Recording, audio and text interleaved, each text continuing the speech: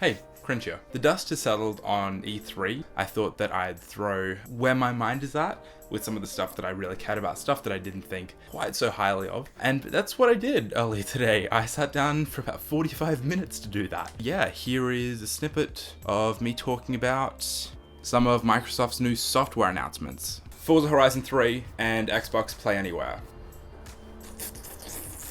Fuck yes! foRZA Horizon 3, I'm super stoked for a number of reasons. One, it's coming to Windows, which means that it's going to play way better than an Xbox One once I get a graphics card upgrade. Two, it's going to have more gameplay that, it's basically going to be a sicker version of foRZA Horizon 2, which was fucking sick. And three, it's going to be in Australia.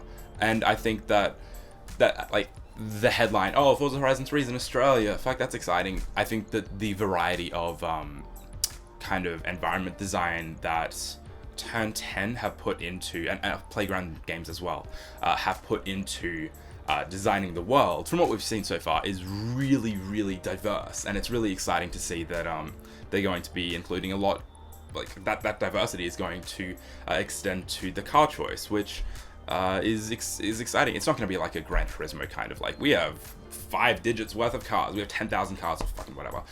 There's going to be a lot of variety in how you can play the game, how you can approach the game, and what the game has to offer. And I think that that's awesome, because foRZA Horizon 2 already had that. It had so many ways you could play the game, so many fun ways you could take on different challenges, and foRZA Horizon 3 is just gonna turn it up to 11, and that's sick.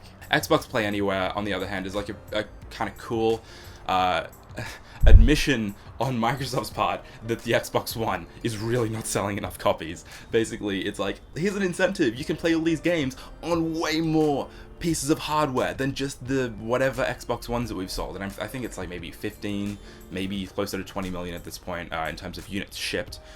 It's well behind the PlayStation 4, obviously, at this point. But this means, it's another pro-consumer decision on Microsoft's part to bring a lot of their properties, a lot of their games to more people, and that can only be a good thing. Even if it is kind of to their detriment, it's like, hey, here are all these sick games. You could play it on this brand new Xbox One S that we've announced, or you could just play it on your gaming PC. You know, we don't mind either way. We don't see that from the hardware manufacturers. We don't see that from a lot of gaming companies in general, being so open about how you can take on their properties, and that's really exciting. And as much as I'd like to say, Sony, you should really do that as well, Sony has got no reason to bring stuff to PC. I think that a lot of third-party developers that publish only on PlayStation 4 do. Star Ocean 5, I think Tri-Ace is the developer of that game, is already talking about that. And there are obviously a few hurdles to try and overcome for Japanese developers jumping from PlayStation 3 and 4, and Vita, I guess by extension, to PC. There's a few things that they need to try and work through there, but they're open to that. Sony themselves might not be, but a lot of games that are only on PS4 still have the potential of making the jump. And we're seeing more and more of those do that as time goes on.